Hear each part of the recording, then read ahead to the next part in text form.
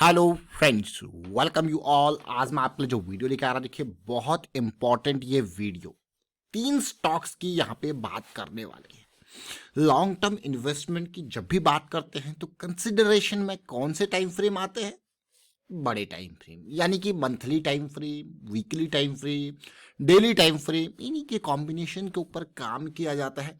और ये बहुत important, specially long term perspective की जब भी बात आती है। तो चलिए बात करते हैं। 3 स्टॉक से आपको ढेर सारी चीजें सीखने को मिलेंगी, देखने को मिलेंगी। और एज यूजुअल हमेशा हम आपको कहते हैं कि भाई लर्निंग के ऊपर फोकस करना है और साथ के साथ रिस्क मैनेजमेंट। लर्निंग को हमेशा प्रायोरिटी पे रखना है। देखिए प्रायोरिटीज मार्केट में, लर्निंग, देखिए मार्केट बहुत कुछ सिखाती है। डे टू डे बेसिस पे मैं कहूँगा हर नई चीज आपको सीखने को मिलेगी, लेकिन जब आप प्रायोरिटी पे रखोगे लर्निंग को तभी तो आप सीख पाओगे। और risk management always the key. तो चलिए आज बात करने वाले हैं सबसे पहले आरवीएनएल की, फिर एक और स्टॉक, फिर एक और स्टॉक। तो आरवीएनएल को जब आप देखोगे ओवरऑल, इसके मैंने इसलिए आपके सामने आरएसआई एमएसीडी भी आपके सामने है।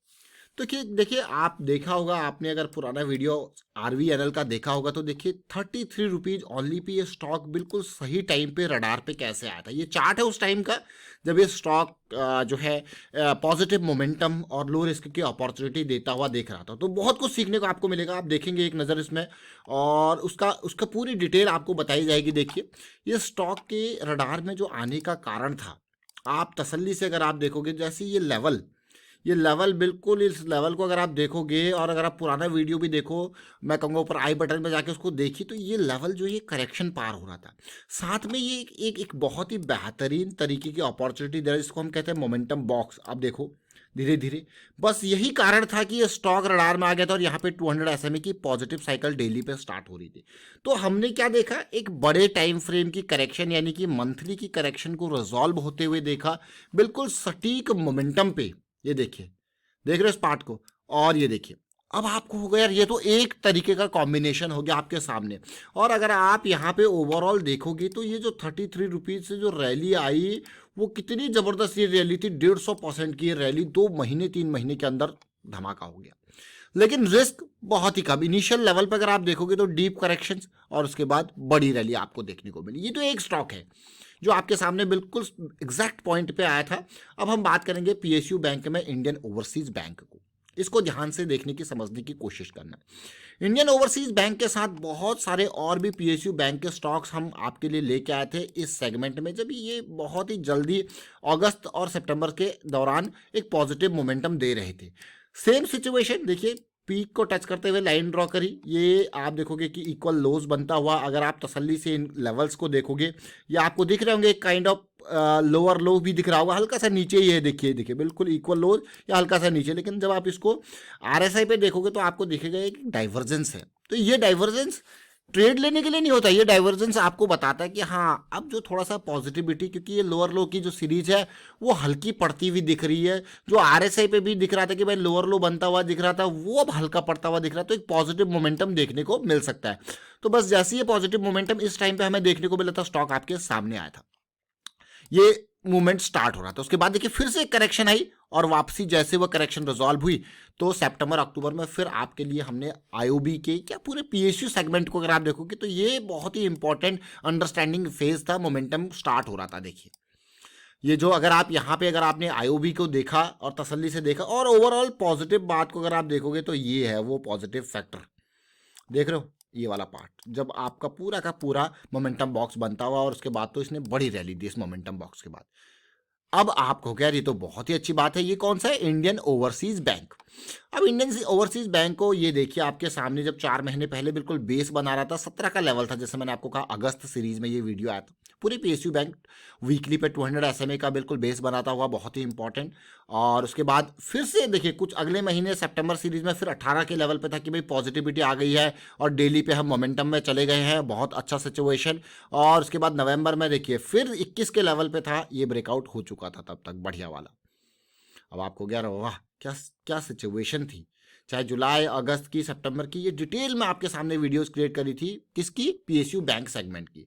तो लर्निंग की बात क्या है इसमें, अगर आप देखोगे तो लर्निंग की बात है कि कैसे आप मोमेंटम का इंतजार करते हो, आप यहाँ पे आपने इसको ट्रैक में रख लिया, वॉच लिस्ट में रख लिया, लेकिन अब क्या करोगे? अब आप मोमेंटम का इंतजार। ये बहुत इंपॉर्टेंट पार्ट है। बहुत इंपॉर्टेंट पार्ट क्यों है? क्योंकि आपने वॉच लिस्ट में तो रख लिया कि मोमेंटम अब जो है आने वाला है, और अब जो है इस स्टॉक को नज़रों में रखना है। जैसे ही पॉजिटिव, अब आप यहाँ पे देखोगे, आप कहोगे लो, हायर लो, ब्रेकआउट, रैली। लेकिन आप ओवरऑल पर्सपेक्टिव देखा जाए तो क्या है?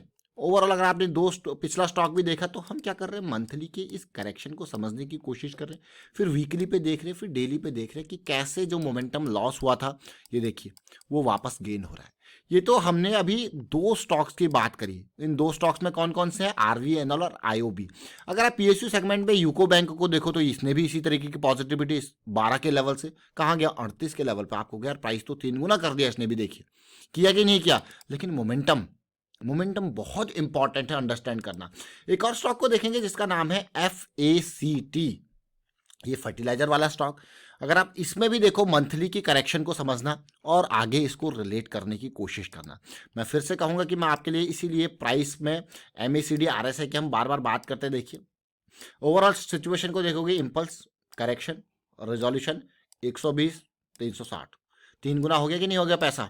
लेकिन लो रिस्क की। अब इस पार्ट को जब से आप समझोगे, यहाँ पे धीरे धीरे पॉजिटिविटी आई, मोमेंटम बना, और ये देखिए important part, price cycle 200 SMA की। तो सबसे डीप स्टॉप लॉस आपका ये जाएगा, उससे ऑप्टिमाइज स्टॉप लॉस ये जाता है। आपको यार कितना है क्लियरली? अगर आप यहाँ पे, मैं ये कहूँगा, जैसे मान लो आपने 120 पे इसको खरीदा, 120 के लेवल पे, या 125 पे आपने इसको बाई किया, और आपका 20 पॉइंट का मान लो स्टॉप लॉस है, या फिर 25 पॉइंट का आपका स्टॉप लॉस है, तो हमेशा ये मान के चलना है, ये समझ के चलना है कि भाई जो आप रिस्क ले रहे हो, तो वो अफोर्डेबल है कि नहीं है। अगर अफोर्डेबल नहीं है तो आप अवॉइड कर सकते हो। आप कहोगे नहीं भैया अफोर्डेबल ब्रैकेट में नहीं है, तो या फिर आप पोजीशन का साइज रिड्यूस कर सकते हो ताकि चीज़ें आपके अफोर्डेबल ब्रैकेट में आ जाए। तो यहाँ पे हमने कितने स्टॉक्स देखे? 3 की तो हमने बात करी, हमने चौथा यूको बैंक भी देखा। तो एक ही चीज़ के ऊपर काम कर रहे हैं, क्या मंथली की जो ये करेक्शन आ रही है रैली के बाद, उसको अंडरस्टैंड करने की कोशिश कर रहे हैं, और या फिर ये सिचुएशन और उसको बेस समझ रहे हैं, उसका कहाँ पे ये करेक्शन जो है वो रिजॉल्व हो रही है। तो एक बार फिर से आप देखिए, आप आरवीएनएल को देखिए, आप इंडियन ओवरसीज बैंक को देखिए, आप FACT को देखिए, तो आपको एक ही चीज़ ओवरऑल समझ में आ रही होगी। यहाँ पे द लॉस्ट मोमेंटम वो वापस आना जरूरी है, तभी हम आगे जाएंगे। तो ये समझा हमने।